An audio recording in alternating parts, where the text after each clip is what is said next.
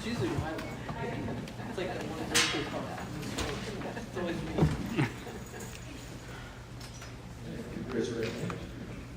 Do you solemnly swear that you will support the Constitution of the United States and the Constitution of the State of Ohio, and that you will faithfully and impartially discharge your duties as members of the Board of Education of the Lakota Local School District, Butler County, Ohio, to the best of your ability, and in accordance with the laws now and in effect hereafter, to be enacted during your continuance in said office and until your successor is elected and qualified? I do. Congratulations.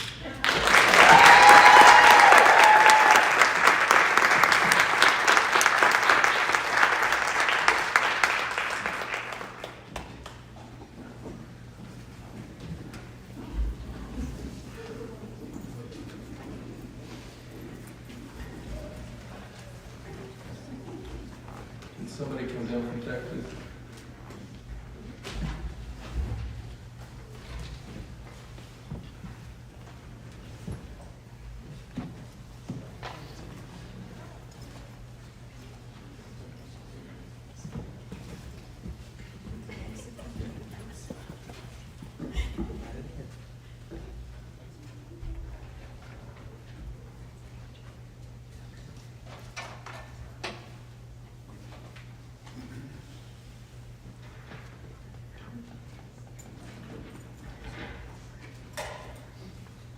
Test. Test.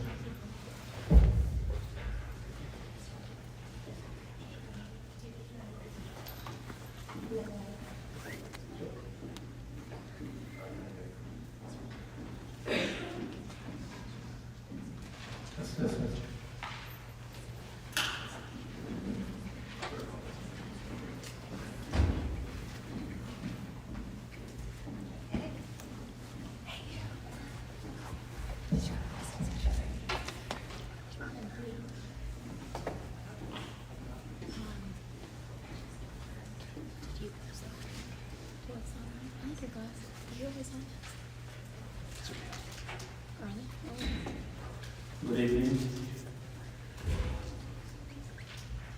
I called the Lakota Board of Education meeting for January 8, 2024 to order. Mr. Zink, please call the roll. Ms. Reedy? Yes. Ms. Bodie? Ms. Casmus? Here. Mr. Ward? Here. Ms. Schaefer? Here.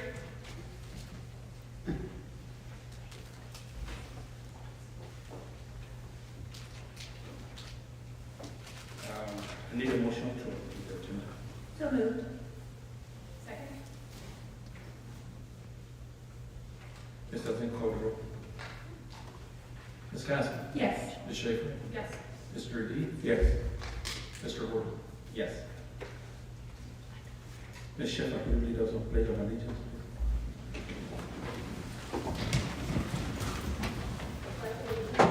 To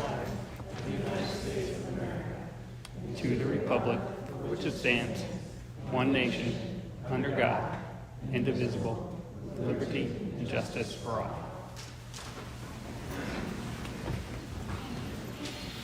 Thank you, Ms. Sheffield.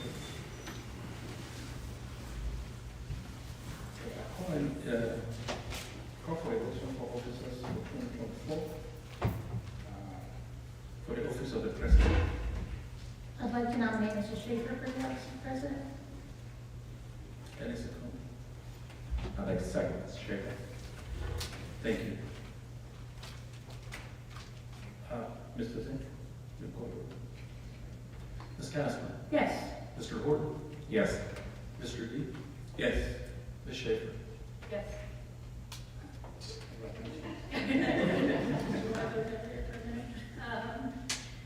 So now I will take over for the administration of the meeting, and I would open the floor to nominations for vice president. I'll nominate Kelly Casper. Second. Any discussion? Adam, will you please call the roll? Mr. Horton, Yes. Mr. D, Yes. Ms. Casper, Yes. Ms. Schaefer. Yes. All right, now we'll go through the musical chairs process. Be right back. Do we keep our computers, or remove our computers?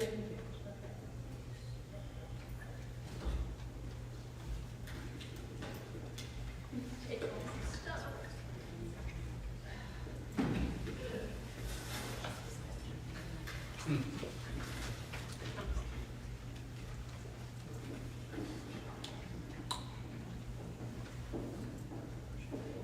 Yeah, just make leave your computer on the phone or something later.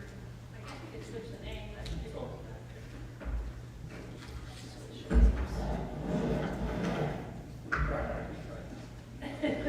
No, you're right. It's done, so do we have a nameplate for this?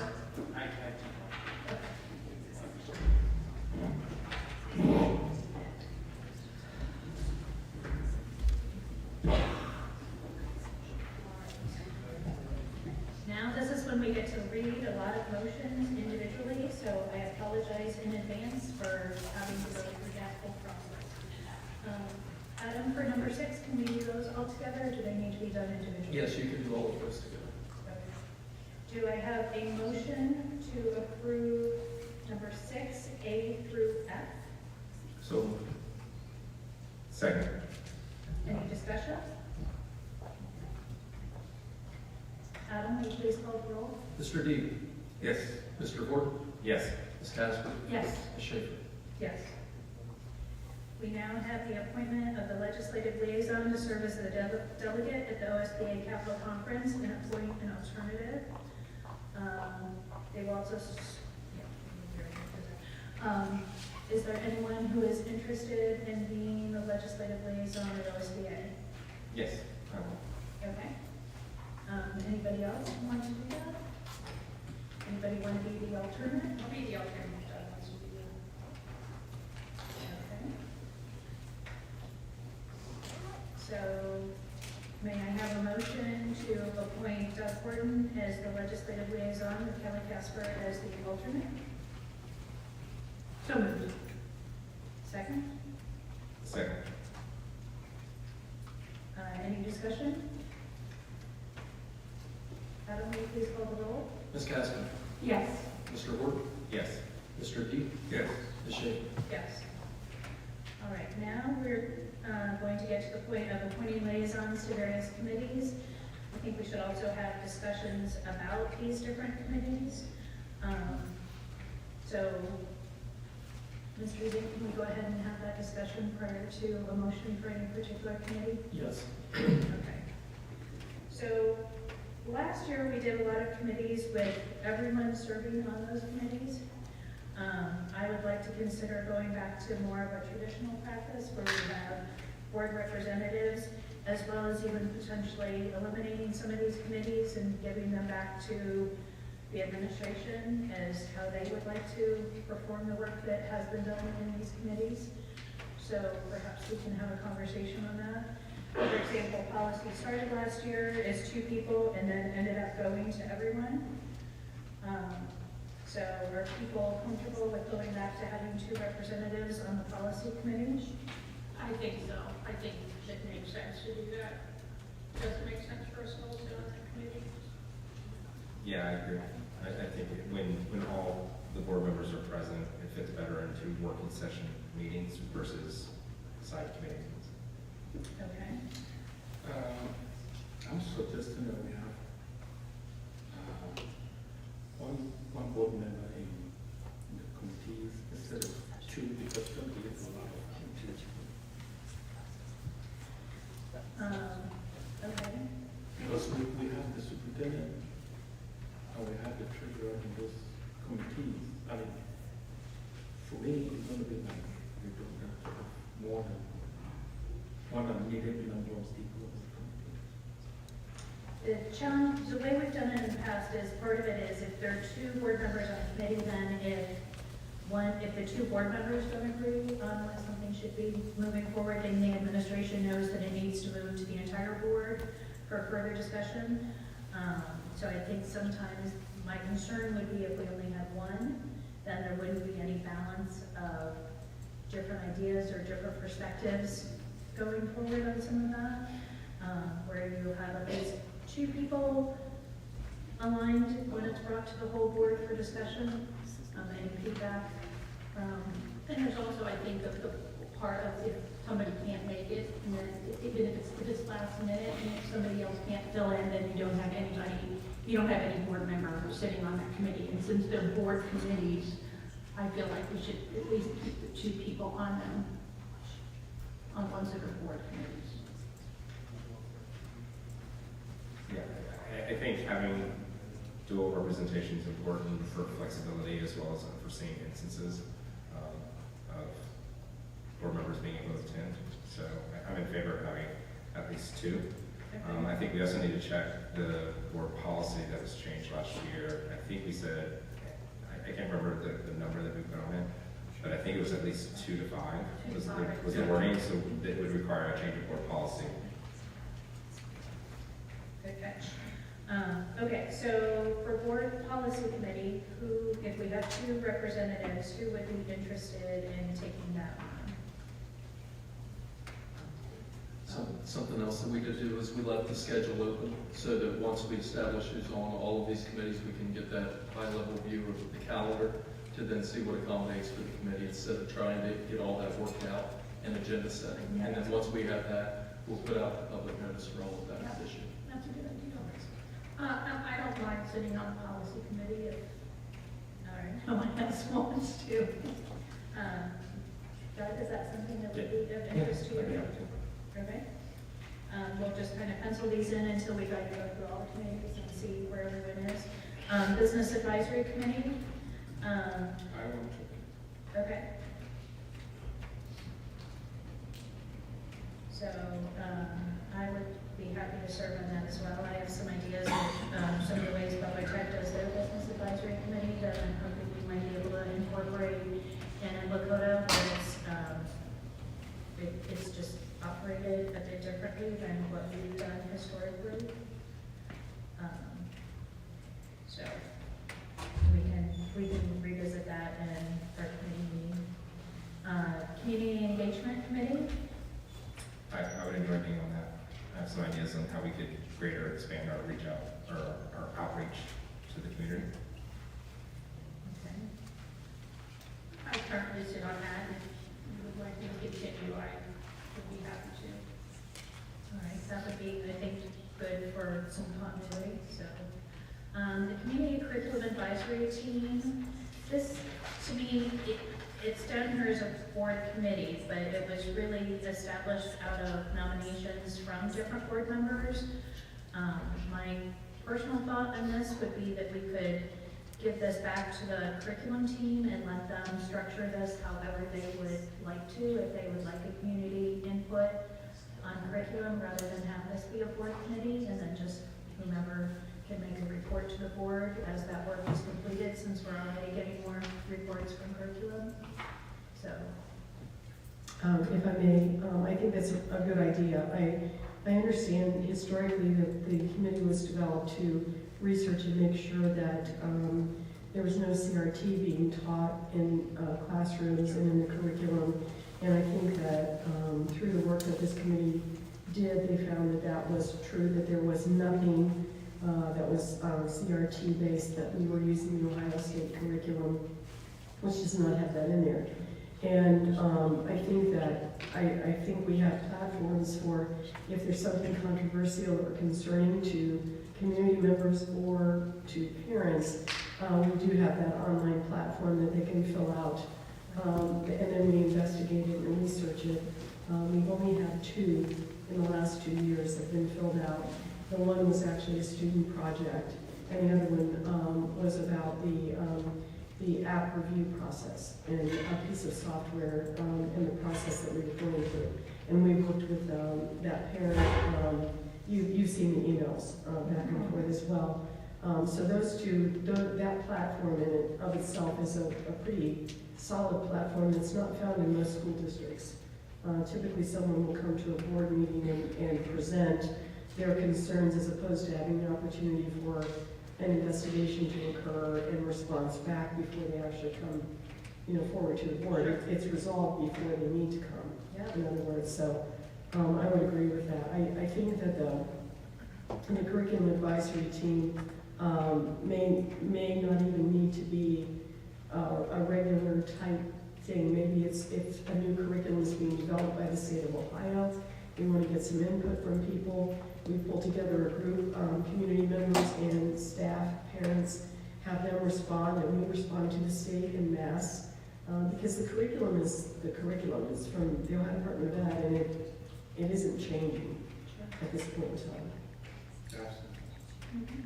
Okay, I am of a different opinion because I believe that this committee was formed because there was an outcry in the community concerning the curriculum. Got to a point that there was a lot of back and forth. So to ensure, is one of the things I ran for as well when I was going for school, make sure that we have the right thing in our classes. To a point, some board members felt like they want to go to the class to see what the teachers are teaching, which is not necessary. But the committee was formed to ensure that the committee have a voice in it. They meet once in a quarter. Yes, they do meet once a quarter. Okay, so my opinion is I don't see anything wrong with keeping them the way they are because they were admitted for 2 years. If after 2 years you don't want to get them back or you want to change the formation, I'll be satisfied with it. But I still want to see this committee still the way it is because the community feel comfortable that there's voice from the community in the curriculum of the district. So that's my opinion. If I may respond, we have the thought exchange that went out to the community for the month of August, and that feedback was shared by the curriculum team to this group. There really wasn't anything on there that was glaringly found to be wrong by the broader community. I think that right now the agendas that are being created for this, for this next quarterly meeting, it's not really about curriculum, it's about teaching the committee about what we do in curriculum, and I think we would be better served if we want full community understanding of that, to have a quarterly curriculum meeting that's presented at a board meeting, or a community engagement session. And then if there's something that flares up, then you might need to pull together some people to review it that are community members. But I think the idea of having 5 people on that committee, and mostly administrators from the district, it really is not reaching what you want to reach. It's not as broad of a reach to the rest of the community. It's just to small groups, small pockets of community members. And like I said, we've had 2 concerns that have been expressed in 2 years. Once everything was shown that, no, there really isn't anything that's being claimed, that's really not occurring in classrooms. And I will say that I believe that the visitations that occur by the curriculum team with their learning blocks, and the fact that the central office administrative team, the executive team who are academically based, are in buildings weekly. we visit classrooms. I myself, before the holiday, I sat in, I think I told you, 15 classrooms for an extended period of time to watch what was happening. So I think there are enough eyes out there that we would be able to see if something is not being taught that's supposed to be being taught. The other thing I will also assure you of is that at the work session on the 29th, the board will receive the curriculum guides, the courses of study for this school district, K to 6, that you will be asked to read through and approve before it actually is approved by you at that board meeting. But that will be the first time in 15 years that you've actually approved a course of study. So that will be something that you will have in your hands. Community will see it. Also, it will go online. It won't be the units that you've been seeing online that we have in our curriculum. It's actually the course of study, the objectives that are to be taught, and the critical information that a student should be expected to know, understand, and be able to do. So that will be on the January. I reviewed all those this morning, and those will be on for January. So thank you for the opportunity to. Yeah. Thank you so much, Dr. Wanda. I appreciate your explanation on this. However, I know when we appointed these people, we asked them to serve for 2 years. What I'm going to tell them now, we're disbanding the committee. For me, I still stand on the fact that even if there are not much to do, at least we appointed them for 2 years.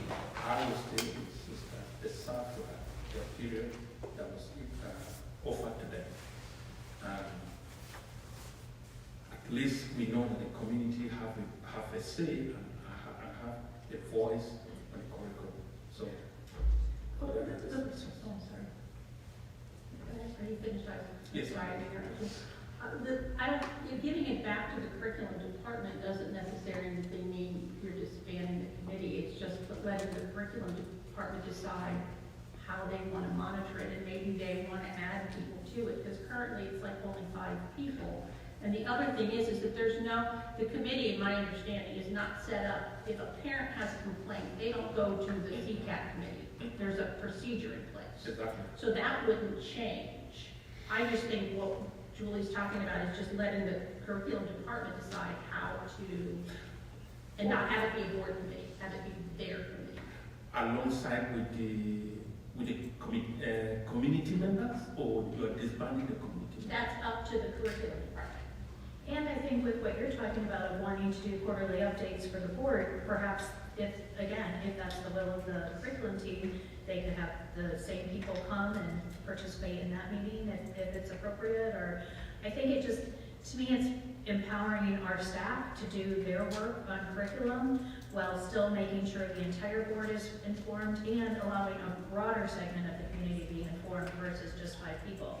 Seems like a lot of work and effort is going into educating 5 people, and I think that's great, but it would be greater if we could educate a broader swath of the community by having them present here instead of what's happening in a smaller group, is my thought going in. If I might, I've watched the committee since it was formed, and I appreciate the work that they've done. I think, given the challenges that the board previously has identified with the curriculum and the challenges that we need to face, it's not lost on me that a lot of the conversations around this particular committee is around issues that we all have kind of agreed that the work has been done. I think continuing to focus a committee on the things that aren't the priorities within the curriculum. I emphasize that the curriculum department has a lot of challenges ahead of them to get us back on track with the state report card, to make sure that we incorporate the new guidance from the state that's coming through. And I think the continuation of having a committee designated by us as individual board members actually hamstrings the curriculum department from doing what we're asking them to focus in on. If they want community input, I trust them to be able to get that input, whether it's from this committee, whether it's from these individuals, whether it's from a broader array. What I want to do is make sure that they're focusing on doing the work that we're challenging them to do, which is focusing in on achievement and progression. not necessarily these issues that we kind of agree this group has already settled. In my work at P&G, you know, there's a lot of groups that we set up, and then when the work's done, it's important to close that down, because then it just causes confusion and swirl for the people who are executing the work. And that's my concern here, is by having this be a board level committee with designated individuals from each board member, it puts unnecessary importance or priority on that when we are directly asking the curriculum department to focus on something else. So I agree, I think there's a lot of processes already in place to identify any community concerns, and I think alleviating the curriculum department from having to artificially prioritize this because we have said it so as a board will free them up to do the results that we want them to do. So I'm in favor of returning the work back to the curriculum department. I expect the curriculum department to make the recommendations. Dr. Lawley, I'm very happy to hear that you're looking to bring the curriculum to us so that we can have some ownership in the curriculum and how it's getting implemented, especially given the changes that are coming from the state. I think the environment's very different than it was a year ago when this first started out, because there's a lot that has been mandated and now has to get implemented. And from what I've already seen, the state is a little slow in their approval of certain things, so I think there's going to be a lot of challenges for the curriculum department to implement the new standards, as well as have the curriculums in place to support those in time for next school year. So I would much rather give the curriculum department the room and the space they need to operate, instead of artificially mandating that they have to do certain things that aren't our priorities. Can I ask a clarifying question? Sorry. My understanding of the committee is the curriculum department still runs the curriculum, but they are just advisory to the committee, I mean to the team, correct? I believe that's the intent, but the issue is there's really nothing right now to be advised upon, because we don't have we don't have a large number of parent complaints right now. And the other thing is the curriculum by the state of Ohio is set, and it's a matter of taking that curriculum, making sure that course of study is what's being implemented in the classrooms. So at this point, that's why I said if changes are coming from, for example, if the State Department decides that they want to do a new STEAM curriculum, then I believe that's where this type of group comes together, reviews what the state's requesting, that we all start teaching. They look it over, the curriculum team facilitates that conversation, and it could just be one or two conversations. It doesn't need to be an ongoing monthly meeting or quarterly meeting even. It's just whenever the need arises, you use this group as your advisory team. We've got this new curriculum, let's take a look at it, let's dissect it, see if it works for Lakota, and let's send our responses back to the State Department, because they always ask for input. They're always asking for people to say, you know, what do you think about this, and please review it and provide input. That's what I would suggest that this group be used for, which would be anything that's new and different, which we, right now, we don't have that yet at this stage of the game. And for me, if that's how we would use that committee as an as-needed basis, I mean, I don't want to waste their time and just look for something for them to do, but I would also love it if that's the case, that we use them as an advisory with something new, that it be more than 5 people, that we get a broader impact from more than 5 people. Maybe the curriculum department reaches out and adds people to that committee as needed, or, you know, if it's a science curriculum, maybe there's somebody out there that's really interested in science and wants to be, you know, look at the curriculum and have some feedback. And Mrs. Kittsburg, if I can build on that, I think I volunteered in the district long enough to realize that there's a lot of groups that we can utilize in that same manner. So we've got the district parent council. I remember the days where, as part of the district parent council, we would review new curriculum, new textbooks that came in to get input and say, you know, how we would get it. And you're getting some of the most involved parents in the district. You also have the PTSO organizations. So as we're looking to roll out new curriculum at whatever level, we can go to those schools and rely on those people. Doesn't mean to exclude these individuals that have been picked, but it definitely widens the input that we're getting. And I would argue, as we are dealing with much more varied levels, the reason why these certain individuals were picked by board members may not be applicable when it comes to understanding how we might change gifted curriculum, how we might change science curriculum. There may be better aspects to get better input than just these 5 individuals. And it's nothing against those 5 individuals, it just happens to be the fact that we're looking at so much more from a curriculum standpoint. In that case, I'm trying to make sure I understand, okay? I think I like what Mr. Houghton said.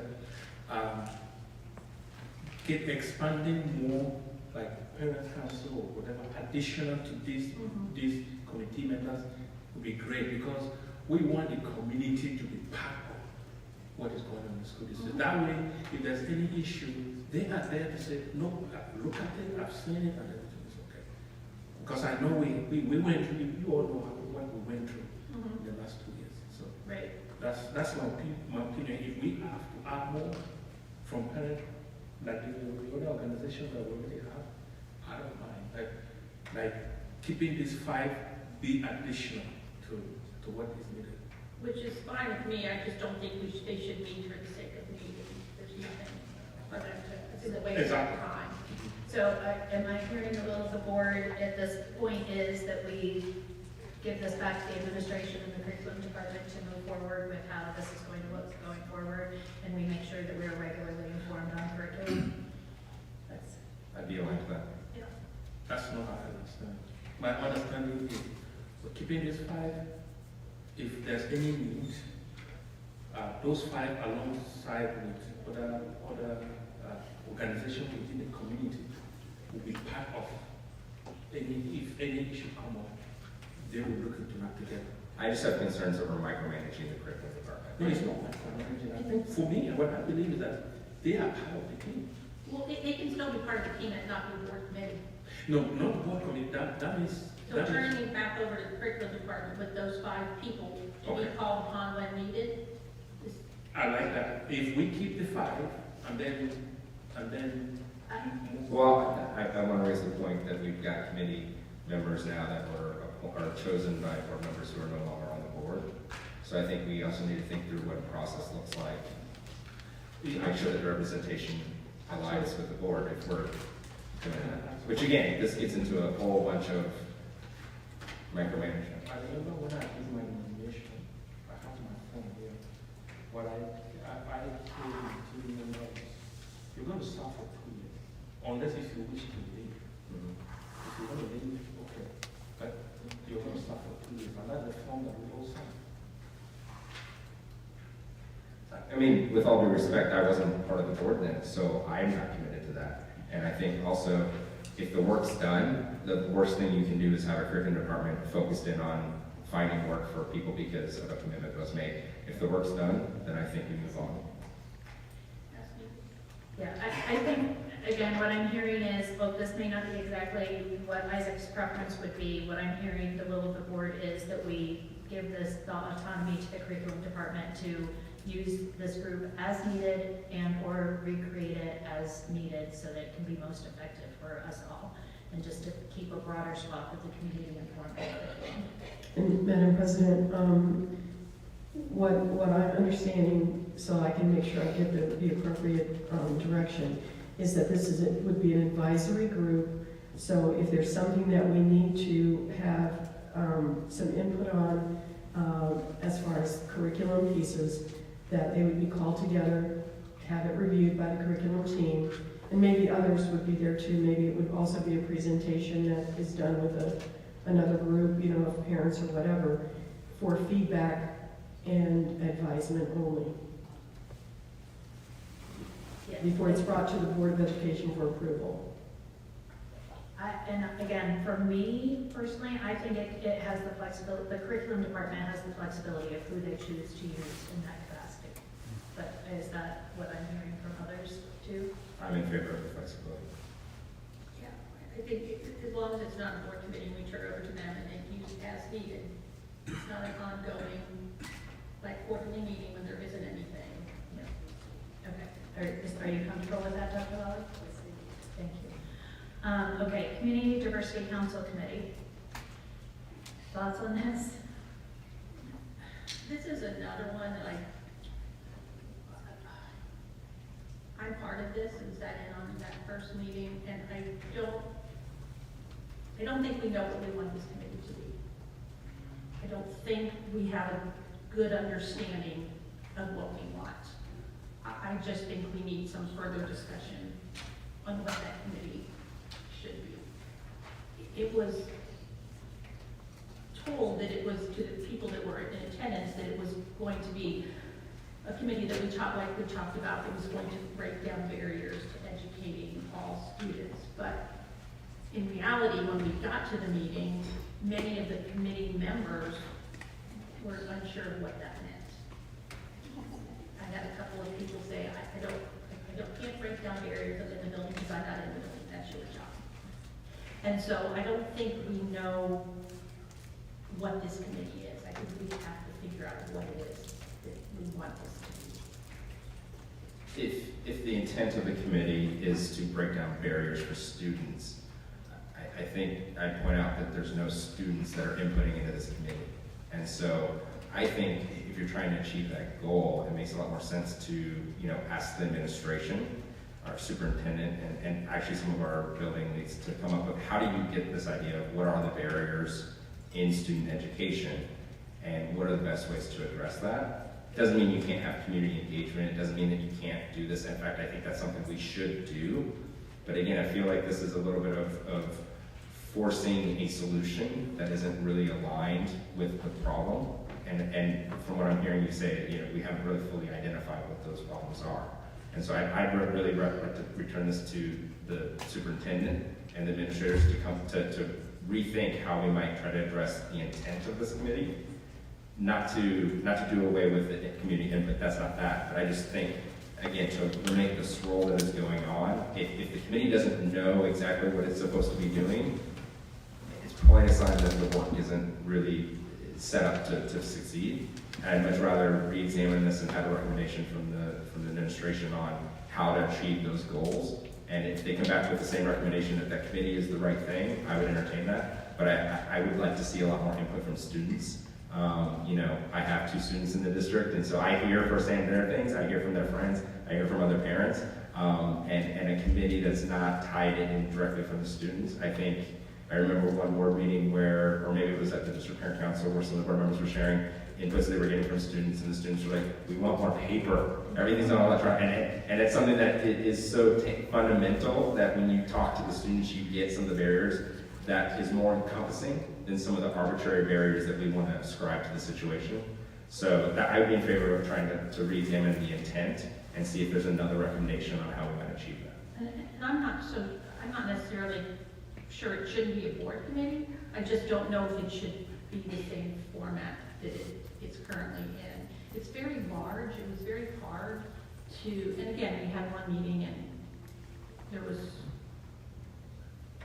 some people that didn't understand the purpose, and people interpreted their purpose differently. So I just think it needs to be looked at. For me, since we all agree that the committee is necessary, however, since there's no direction, the superintendent now will have to streamline what the goal is and how to achieve the goal. Because I know that there was somebody running that department before, and we agreed that we were going to replace the person. And it is necessary that we have that department so that the barriers that we declare the district will be addressed. So probably we need to go back to the superintendent to streamline and give us the direction and goals. Go from there. But I really want this committee to remain as it is. Agreed. Did you want to see it as a board committee? Oh, that I don't think do away with the diversity committee on some level. Okay. So am I hearing both of you would like to see it still as a board committee, or let the superintendent take this work and report back to us? I guess I'll share my opinion. I feel like, again, while this work is critically important, the feedback I got from that meeting as well was that we did not have clearly defined goals. I think it's imperative that we find somebody who is a strong facilitator, and if the true objective of this is how do we remove barriers to education, I do believe that our students are our best resource to get that feedback, to find out what their barriers are. And then, again, there's other ways to reach out to a broader community, but I think our students need to be the primary goal. I would perhaps, instead of having this be a board committee, in my opinion, this could be something also that the board would get regular updates on our progress towards diversity goals of removing barriers to education, and having that be the way the board is tied in rather than having it be our committee. Just having it be an update that we receive, knowing that that work is continuing, and hopefully the students are being brought into that discussion so that they can help identify things. Because as we all know, they're the most honest. And they're going to give us the most direct feedback and have the most direct input. So that would be my thought on the way to do that. So do you have any feedback, Dr. Lally, on? No, I would suggest to you that as we think about the structure of the committee, that as Mr. D said, we need to think about the position, and if there is that position that Dr. Card held before, did I say the name right? I thought I did. I was going to call him his first name, and I didn't want to do that. That person could be the one that manages the student input and actually have student forums on a regular basis to talk to students, because in all honesty, our students are the ones who will have the solutions. Right. We may need to find the funding source, but they'll have the solutions and the ideas. As we discuss this, it sounds like, and I think we all agree that the value of this work is important, right? And how do we understand the barriers and break them down? It sounds like it's bigger than a committee. And that's my concern, is it almost feels like we're diminishing it by making it a board committee. I think this is something that we need to give regular updates on, I agree, but also understand how we're really implementing this throughout the district. And there's probably even more work on how we make sure we're staffed appropriately for that. So yeah, I think that's my concern, is let's make sure we're doing this the right way and getting full encompassing of what that diversity means and how we address that. Can I? Sure. Okay, so I want to understand. Is still going to be a community committee, or is the community is going to be disbanded? And they're not going to be like if I understand from curriculum, the community are going to be disbanded, correct? That would be up to the curriculum department, as I understand it.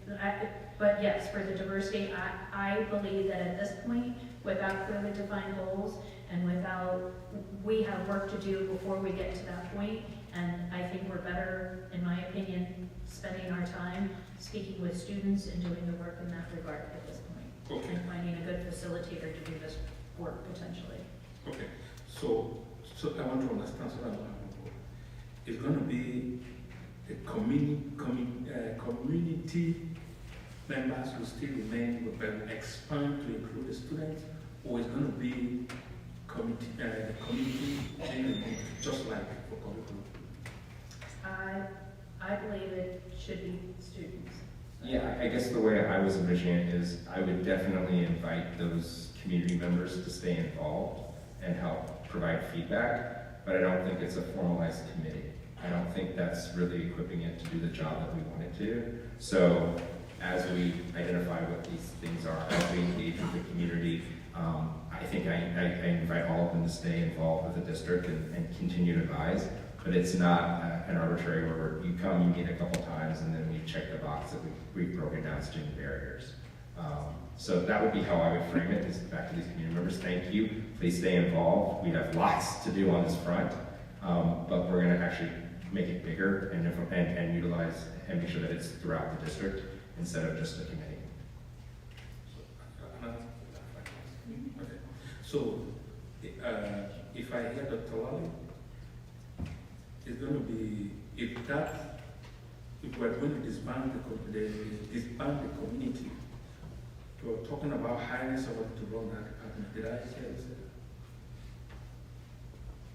I was suggesting that if we want to look at cultural engagement across the district and have a lot of student input, we would need someone who could manage that and make sure that we have the opportunities to meet with students, talk with students, develop the pieces and parts that we need to have, yes. So that would be a position that we need to look at, that we have not filled at this point in time. Okay. Well, I And also maybe we understand can you're restructure. reacting in real time to this, right? So I also want to give you the chance to go back and look and see, Yeah. does this fit I under, would you appreciate know, that. some of the work that the ombudsman's been done, some of the administrators in the buildings, like, let's give you a chance to come up with a solution instead of crafting it in 5 minutes. Work with somebody who specializes in this work, essentially. And I think there also needs to be a tiered approach. You know, students give input, and we work through some of those solutions with students. Then so what? What happens next at the next level? What happens with staff? What happens with community, parents? You know, so I think there needs to be a tiered response to the issue of diversity and equity and inclusion in a district, any place, and whether it's called that or not, it's here, and we need to make sure that we have a tiered vision for how we are treating everyone with respect and dignity. So, I think a tiered approach is necessary, and that's not one-dimensional. It's not just a committee that meets quarterly. It's also not just one staff position, right?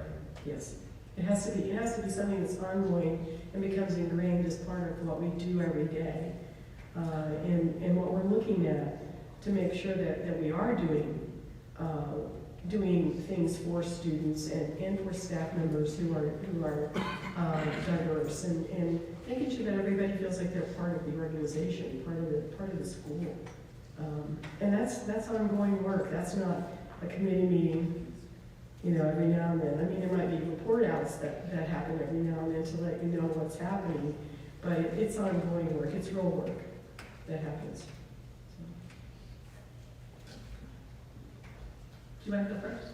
No, you go first.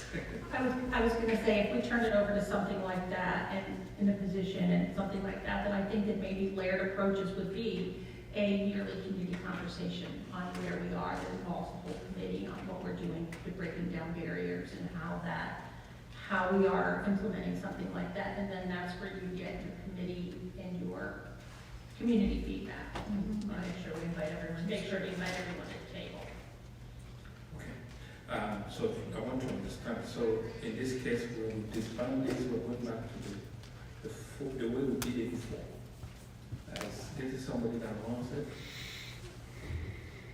I think there needs to be a comprehensive approach in this school district. I think we need to take a look at like I said, a tiered approach, and not just have what's been done in the past be done again, because apparently it wasn't enough. Otherwise, we wouldn't need this committee. And I'm not saying anything negative about the work that has been done, because everybody begins someplace. But I think that there needs to be a tiered, thoughtful approach to how we do cultural engagement in the district. I mean, we're looking at nearly 2,000 immigrant students that come to Lakota now, which is very different than it was 3-5 years ago. Yeah.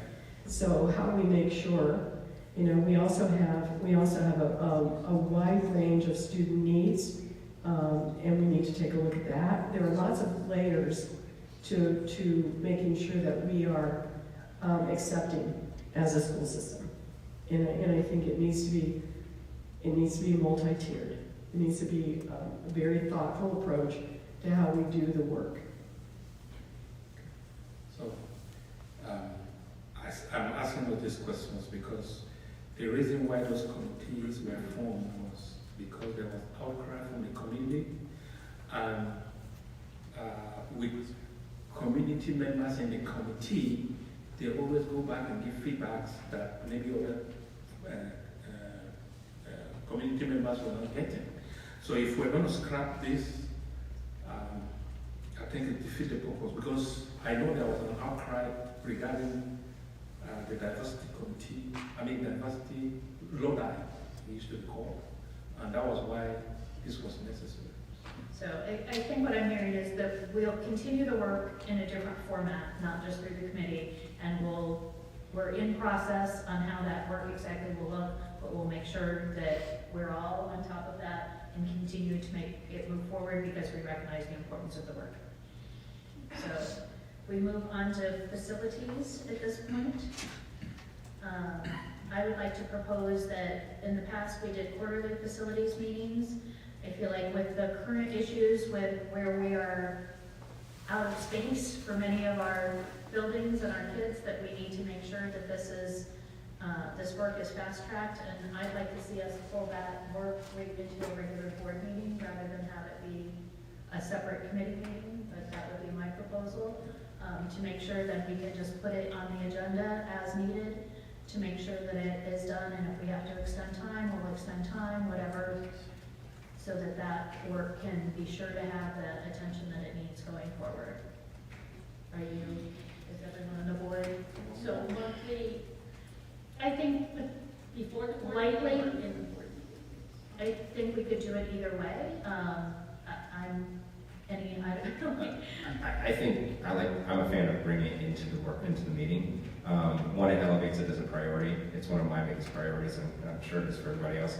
And then two, it just makes it a lot more open to the public because people are tuning into this. It doesn't make it something else that somebody has to tune into. It would be part of the recordings for the minute. I think it helps us make the case for the work that's needed there, and it elevates it to its proper position. So I'd like to bring it into the instead of having a meeting and then providing an update in the meeting. Again, I think the urgency, the ability to fast track it gives us a lot of advantages. Yeah, I think that's what that, any day that we're going to do that kind of meeting, maybe we start a meeting early so that we have ample time to address it before we do. Alongside the meeting, but we have it before our regular board. Could I throw out an idea? Potentially, instead of starting the meetings at 6:30, we could start the meetings at 6. Kind of like we did tonight, and then we would put that on the agenda. If there was a meeting that we didn't need that, then potentially we could have a shorter night, knowing that some nights when facilities are in, it may result in a longer night. So we could readjust that from a 6:30 start to a 6 o'clock start, if that would work for everyone. Great. Talked about changing. What are we gonna do with the listening session? Yeah, that was There was my. some discussion about moving that to 6 o'clock. Because, well, we're not there yet. Are we there yet? We're not at that point. Okay, why don't we hold that until we get to the meeting? So under 9, we'll talk about that, but we'll hold that as a thought. So regardless, I'm hearing consensus that we are comfortable moving the facilities committee as just being part of our regular board meeting. It's certainly, and with an intent not to decrease the importance of that work, but to accelerate the pace at which that work can be completed. So, all right, finance committee. I nominate myself. You nominate yourself, okay. You got it. I have, I think, again, some continuity might be helpful, so I will nominate myself as well to serve with Isaac on that committee. So, Adam, I think you may have Isaac and I going forward unless, I know Doug and Kelly, or do you have a strong burning desire to be on finance instead? Ms. Casper, are you sure? Hey now. And I feel, okay, so legislative committee, I feel like this year we kind of moved away from having a legislative committee, and it was just report outs at the different board meetings. I know we have Doug and Kelly as our delegates for OSBA. So again, perhaps if administration has some work that needs to be done, they can be your first reach out in areas of legislation. But anyone who wants to bring anything forward at any board meeting can when it comes to legislative things. I don't think we need a legislative committee. And then negotiations. We will be going into negotiations this year, and we will need board reps on this. I personally would like to wait and have us have discussions on, as an entire board, on what that's going to look like and what negotiations are going to look like before we go through this process and maybe start that. So this seems premature potentially. So I would like to defer on anybody in negotiations committee if the board is in agreement on that. I think we pause that until we know a little bit more about what we're doing, when we're doing it, all that fun stuff. Because I was going to ask a question, I don't know what that. Yeah. What I'm negotiating. Yeah. So we're crossing that, right? For now, yes, that would be my thought at this point.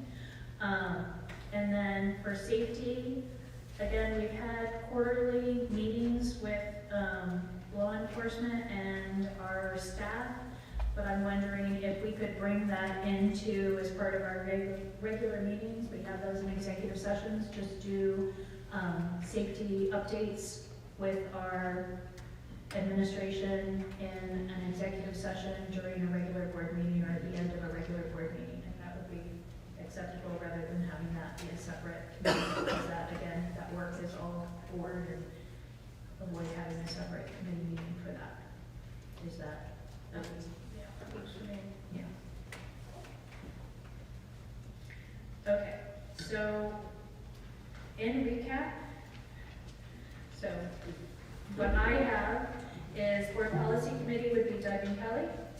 We would have business advisory committee with Isaac and Julie, community engagement with Doug and Kelly. Facilities are gonna happen in the meeting, finance, Isaac and Julie, and then that's it. Safety would be rolled into the. Safety would be everyone as part of the broader meeting. Along with facilities. I'm gonna put that together or just, It's not a vote, as far as our board policy, correct, Adam? We don't vote on this particular item, it's appointment by the board president. I was thinking that once we had all of these scheduled out, then we would still do a motion second and vote on it. Okay. we have to make a motion, right? Oh, I didn't think you needed to. Because I want to separate D and E. Oh, we're gonna vote on Okay, so even though the policy says it's the appointment at the discretion of the, We don't need a vote.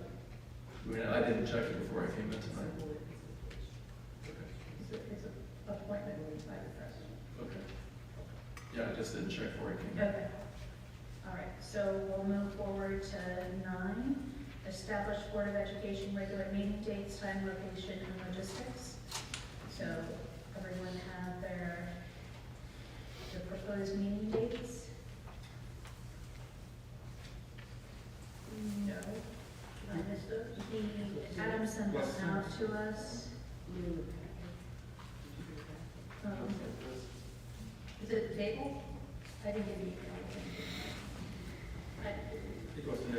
I think it was just attached to the agenda. The agenda. I think Mr. Vogel was likely just ready to go grab something. Yeah, because I knew something would be, so I really, Really? did you get an email from you, from somebody? From Adam, it was in Adam's update. Is it my update on Yeah. Friday? Yeah, I didn't know. Like, I don't think any of them. That is weird. That's very weird. Sorry, I thought everyone. Thanks, Rob. Burning European vacation plan or anything, so. My life is so fun.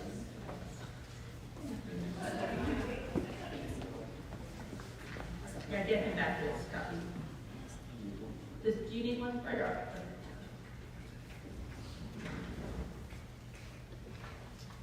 So we have the proposed meeting dates. We asked everyone to submit dates where they might have a conflict, and then worked through different trainings that would be happening, and different people's schedules. So clearly, as needed, we may have to do additional meetings for different special projects, but we thought this might work well with the financial closes, for example. Our second June meeting is June 27th, which I believe is a Thursday, in order to allow it to be closer to month end for the closing of financials. That's something we traditionally do. So, And then at the top, that's where it says 6:30, that's been that normal start time. That's where we could adjust that. I can update the minutes if you guys wanted to. really having a meeting on April Fool's Day? It's my husband's birthday, he'll be thrilled on me.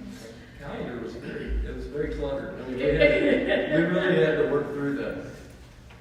But that's where I could update that if the will was to start a bit earlier in order to accommodate some of the committees that have been rolled in. Yeah, I have a question on the February meeting. I thought we had 2 dates tentative, 26th and 21st, because of some reasons. I would prefer as soon as we can hold a meeting.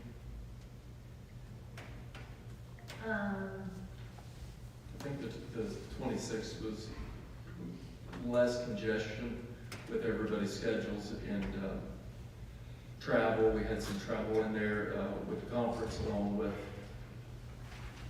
Yeah, my personal. yeah, I think there's personal, because I think you and some board members, and then the conference is a big conference. 26 just took a lot of pressure off of that and still worked.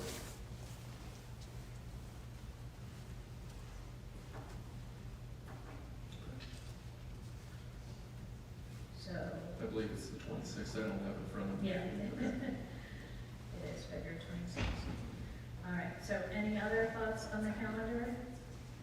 So if you'll note, we haven't historically had a work session in August, but we thought with the transition of a new superintendent and the start of the school year, that thought it might be helpful if we could have some time to meet together as a board and an administrative team and get feedback from different executive team members on where we are, so we're all on the same page at the start of the school year. So that was the thought behind doing a work session in August that we have not done for a couple of years. We used to always do a work session in January, and we do have one here at the end of January as well, but that was in the evening. So that's what we're thinking with this.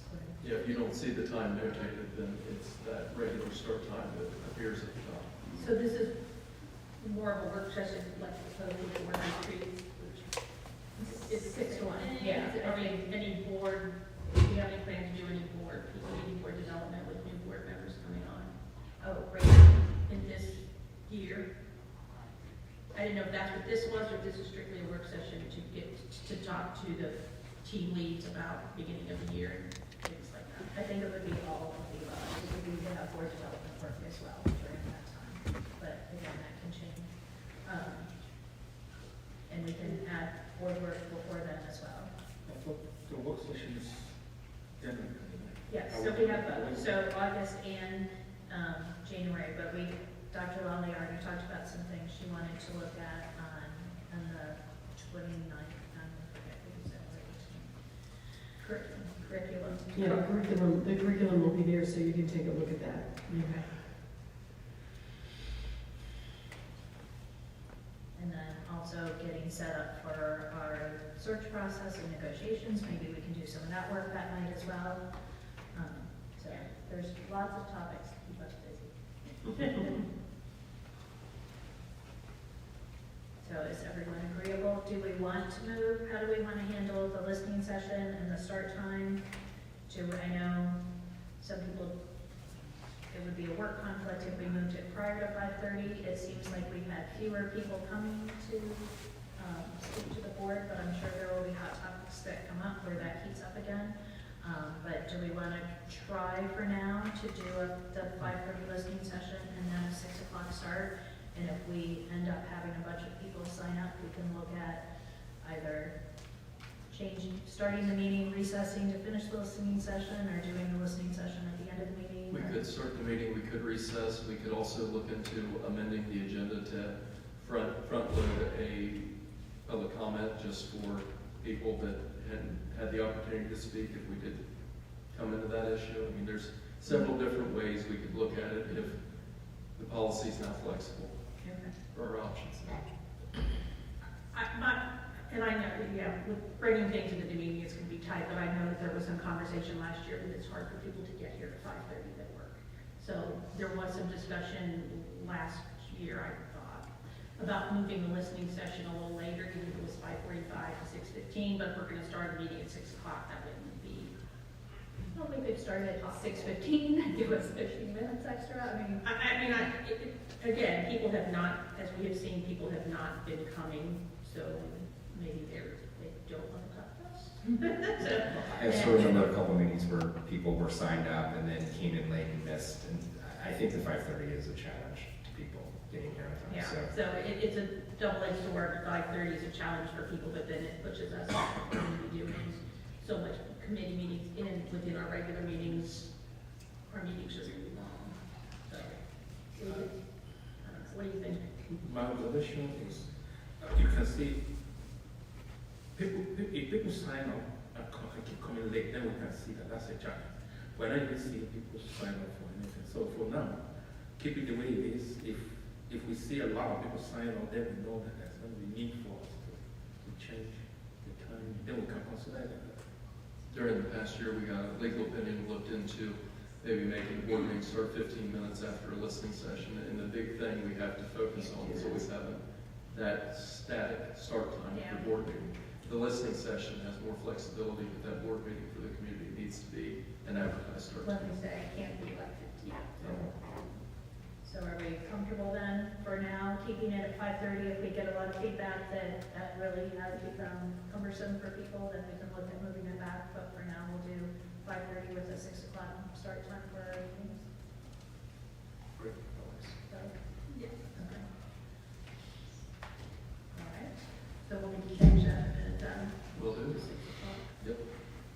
The listening session would be basically 5:30 to 5:55 in order to get 5 minutes to get in here, so that we start on time, correct? Yeah, I'll update that in the attachment as well as it'll be reflected in the minutes once we get the committee stuff together and I'm sending that in, so.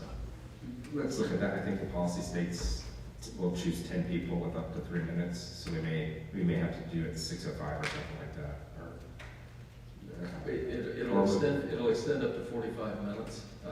If we had more than 10 people, then it went down to a 2-minute per, to allow for as many people as possible. So potentially what we could do is then in agenda setting, or we may have to amend the agenda, put a recess in, go back, we'll figure it out. Okay. All right, so do I have a motion to approve the proposed board meeting dates with the amendment of the starting time to be 6 o'clock? So moved. Second? Second? Any further discussion? Hearing none, Adam, please call the roll. Mr. Deeb? Yes. Mr. Horton? Yes. Ms. Casper? Yes. Ms. Schaefer? Yes.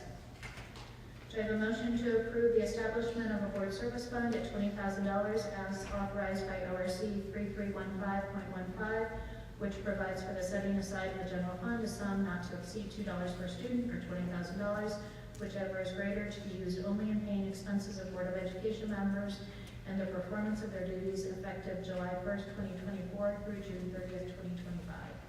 So moved. Can I hear a second? Second. Any discussion? Adam, please call the roll. Mr. Horton?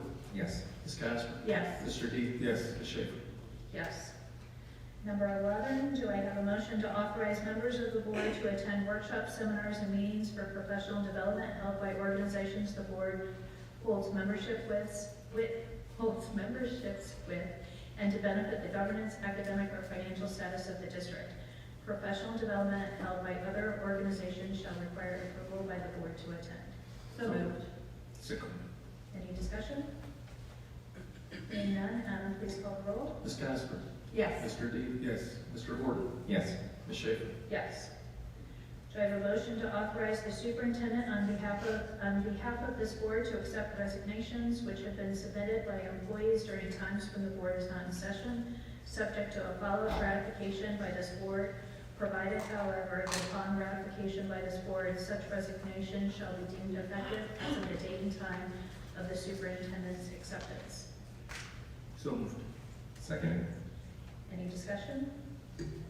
Hearing none, Adam, please call the roll. Mr. Deeb? Yes. Mr. Horton? Yes. Ms. Casper? Yes. Ms. Schaefer? Yes. Do I have a motion to authorize the superintendent during periods when the board is not in session to make offers of employment directly to candidates for either teaching or non-teaching positions on behalf of this board, and to acknowledge acceptance of such offers on behalf of this board, subject to a subsequent vote of ratification by this board, provided, however, that upon ratification by this board, the employment shall be deemed effective as of this date and time of the employee's acceptance of the superintendent's offer? So moved. Second. Any discussion? Adam, please call the roll. Ms. Casper? Yes. Mr. Deeb? Yes. Mr. Horton? Yes. Ms. Schaefer? Yes. So I'd like to adopt the following resolution to secure tax advances from Butler County, whereas Ohio's Revised Code, Section 321.34, provides that the Board of Education of an Ohio Public School District may request from the appropriate county auditor advance payments of tax funds assessed and collected for and on behalf of such school district. And whereas the aforesaid statute requires that such request be made by a formal resolution, and that such advance payment of tax funds be paid to the treasurer of the school district, now therefore be it resolved by the Board of Education of the Lakota Local School District that Section 1 pursuant to Ohio Revised Code Section 321.34, the Board of Education of the Lakota Local School District hereby requests that the Butler County Auditor advance to the treasurer of the Lakota Local School District taxes assessed in 2023 for and on behalf of the Lakota Local School District and collected in 2024. Do I have a motion to adopt this resolution? So moved. Do I have a second? Second. To Isaac. Any discussion? Oh, yes. That does not go to me personally. Is it? Adam, will you please call the roll? Mr. Horton? Yes. Mr. Deep? Yes. Ms. Casper? Yes. Ms. Schaefer? Yes. Do I have a motion to authorize the treasurer to pay bills as per appropriations into investments when possible? So moved. Second? A second. Any discussion? Please call the roll. Ms. Casper? Yes. Mr. Horton? Yes. Mr. Deep? Yes. Ms. Schaefer? Yes. Do I have a motion to adopt the tax budget as presented? So moved. Second. Any discussion? Adam, thank you for completing that meeting today at 3:30 as required by statute. Yep. Please call the roll. Mr. Deep? Yes. Mr. Horton? Yes. Ms. Casper? Yes. Ms. Schaefer? Yes.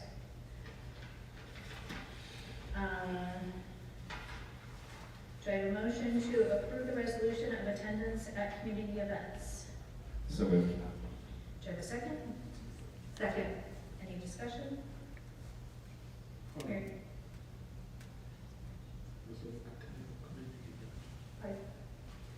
So that's like if we go to a chamber event, that kind of thing. Oh, okay, yes. Gotcha. Any further discussion? Yeah, the resolution is, it is attached in the motion that has the list of community partners. Organizations. Hearing none, please call the roll. Mr. Horton? Yes. Ms. Casper? Yes. Mr. Deep? Yes. Ms. Schaefer? Yes. Do I have a motion to approve Frost Brown and Todd LLC and a Britton Company LPA, Brooker Braden LLP, and Peppel and Wagner LTD for legal counsel representation on an as-needed basis? I would like to add that we did get rate sheets for all 4 firms. We did have 5 firms. 2 have combined, so now that's why we're at 4, and we included rate sheets in the motion item this year. Do I have a motion to approve? So moved. Second? Second. Nobody has discussion? Yes, we have 4. So the question I have is, for continuity, are we still going to have Frost, Brown, and Todd as the main legal team attorney? The way we have done it in the past is we go to different firms for different needs, so I think it will depend upon the particular need as to who we've worked with. I know it's switched where one has been primary. I know at other times others have been primary, so that is not, the requirement is that we approve the different legal firms so that we have that flexibility to work with the different firms as needed. As needed. So this gives us the flexibility to choose one of those 4 depending on the issue that we need. Correct. So how is that chosen? In the past, it was, I know we had worked with one when Linda became president, we started working with a different one. So there is not policy under that, so that was at the discretion, and my understanding of the board is how it, or of the board president is how it worked at that time. And then again, the administration also works with these different firms as needed because different firms have expertise in different areas. And a lot of times it's viewed as going to the one that can most efficiently get us where we need to be. Okay. So in essence, the president that nominates who takes whatever case? Or the administration can make that decision as well, but it's who people call. It's just, this is the flexibility of who they can call. Yeah, this gives you the flexibility to call who you think for the legal opinion versus us authorizing each decision as it goes through, correct? Yeah, that's right. All right. Okay. So, any further discussion? Adam, will you please call the roll? Ms. Casper? Yes. Mr. Horton? Yes. Mr. Deep? Yes. Ms. Schaefer? Yes. So we will now we have in the, well, a 15-minute recess, yes, I guess we could have amended the agenda, but since we have it on there, we have to do 15 minutes, Do we have a correct? motion to amend? Do we want a motion to amend the recess, so it's 5 minutes instead of 15, or does everyone want 15? I would like to make a motion to amend to be 5 minutes rather than 15 minutes in honor of the national championship game tonight. In honor of that, not. 1,500 days. Any further discussion? Adam, will you please call the roll? Mr. Horton? Yes. Mr. Deep? Yes. Ms. Casper? Yes. Ms. Schaefer? Yes. Five. We will be back in 5 minutes. I won't have a computer back. 7:17. Yeah, I like it. I'm sorry.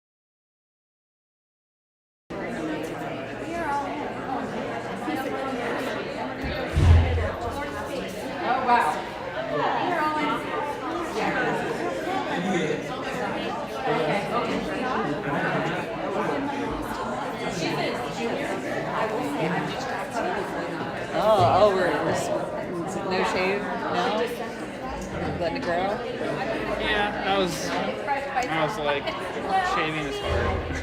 Dude, I'm not judging. I'm just simply feel the same way earlier. So. Well, yeah, maybe. Yeah, we are.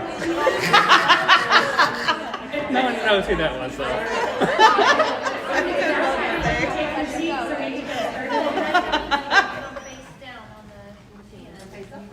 We'd like to adjourn our regular meeting.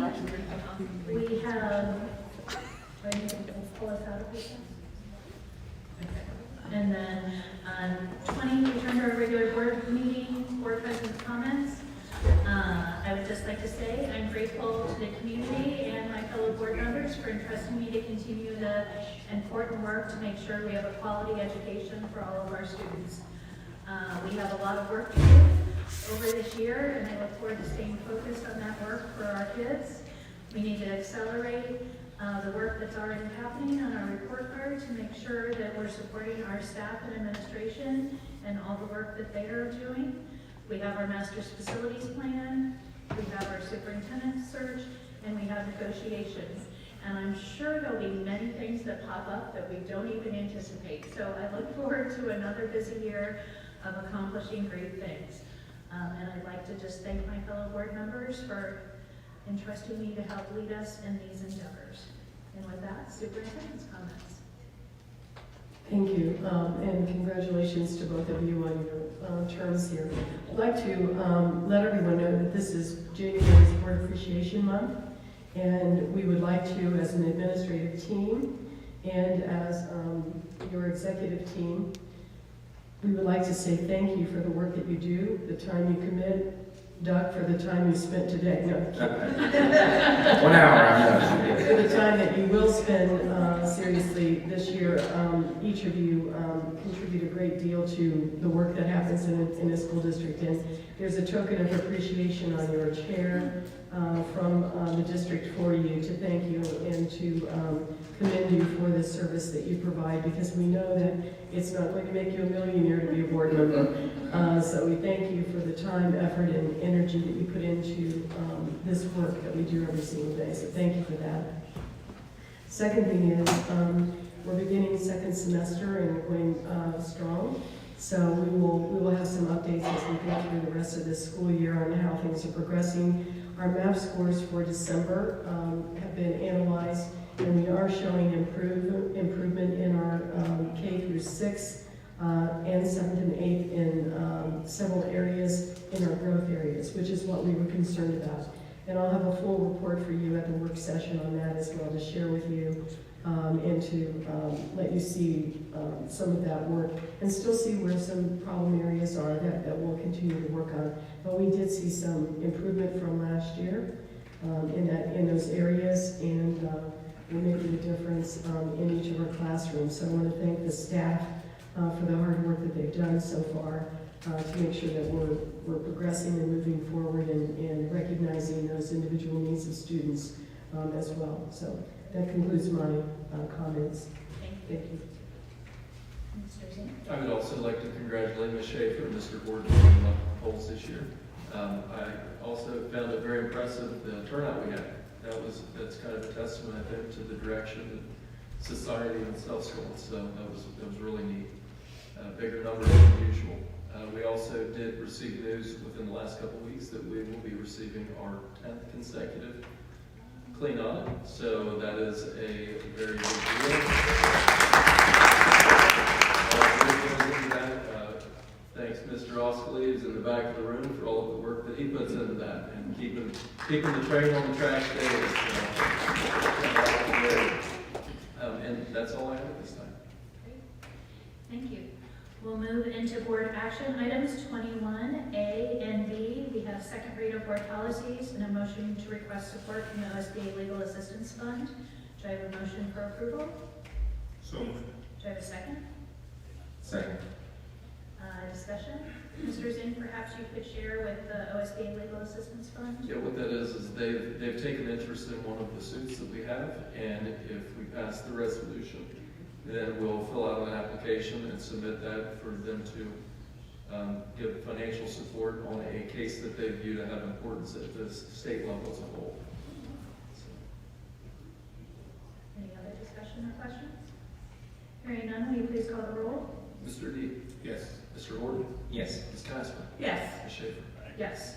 We have treasurer's recommendation A, approval of board minutes. Do I have a motion? So moved. Second? Second. Discussion? Please call the roll. Ms. Casper. Yes. Mr. D. Here. Mr. Wood. Yes. Ms. Schaefer. Yes. We have superintendent's recommendations A through C, personnel, field trips, and donations. Do I have a motion? So moved. Second? Second. Any discussion? Hearing none, Mr. Zink, will you please call the roll? Mr. D. Yes. Mr. Wood. Yes. Ms. Casper. Yes. Ms. Schaefer. Yes. And I'm moving to closing comments. And we will start with Mr. Horton. Thank you. So really excited to join the board and dig in on the work.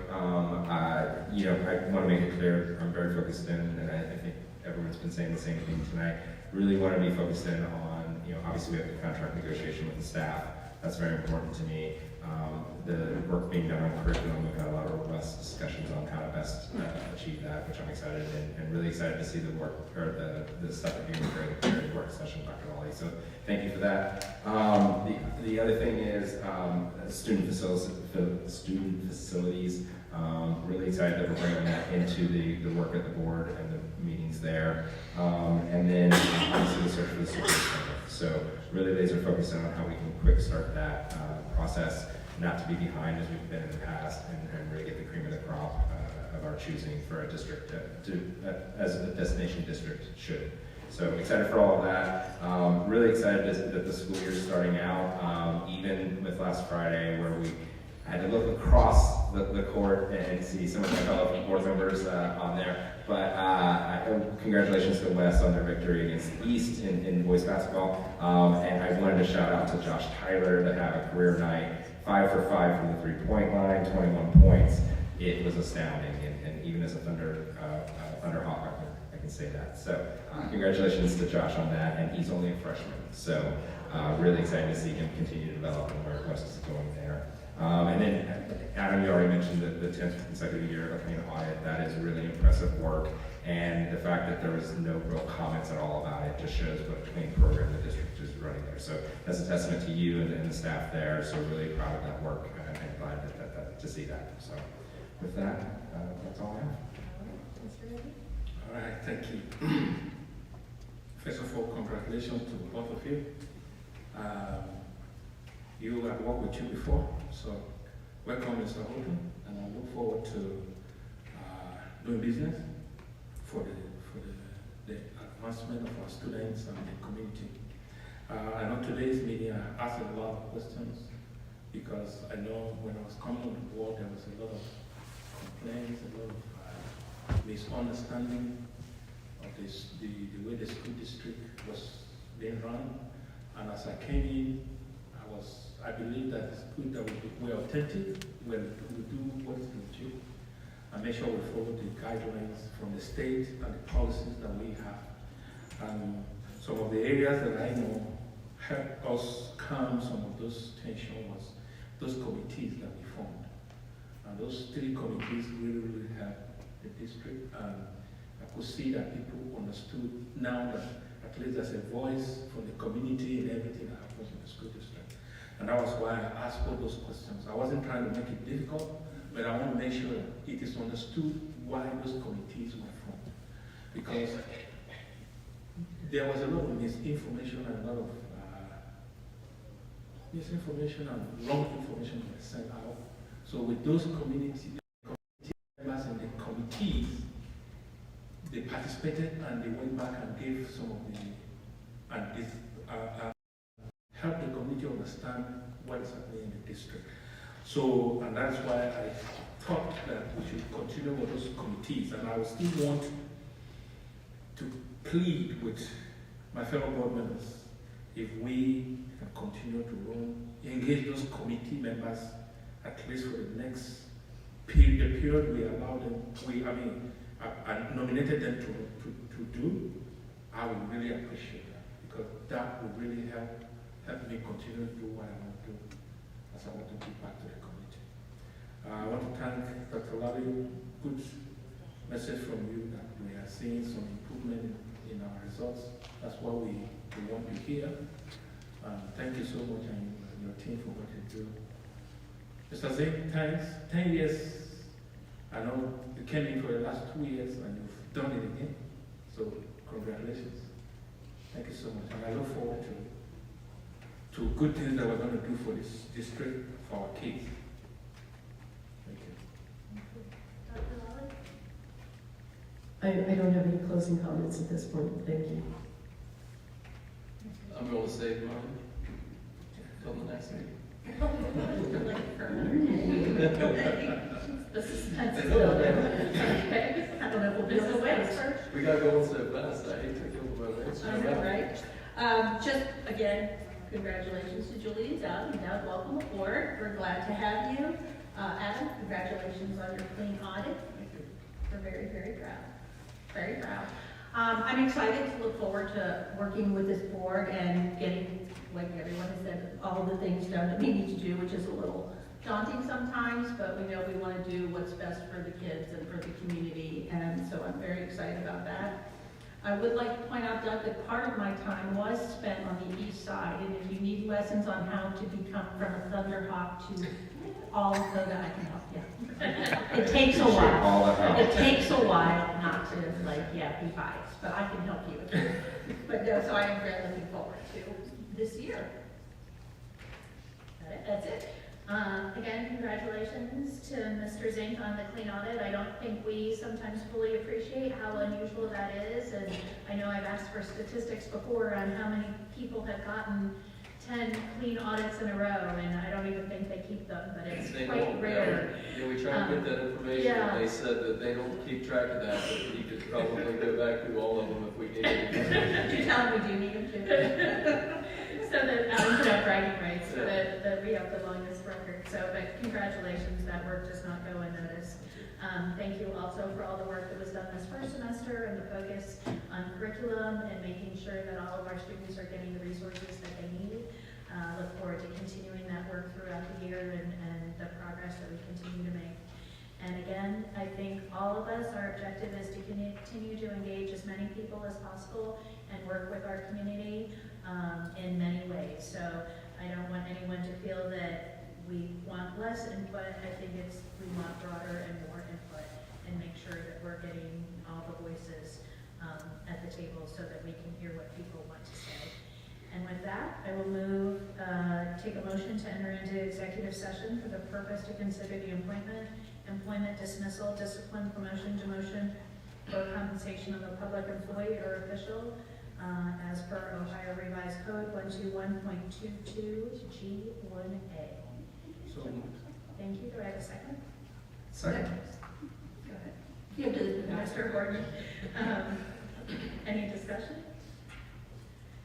All right. Mr. Zink, please call the roll. Mr. D. Yes. Mr. Horton. Yes. Ms. Casper. Yes. Shaver. Yes. And while you all go home and watch the game, we will be working in executive session, but we are not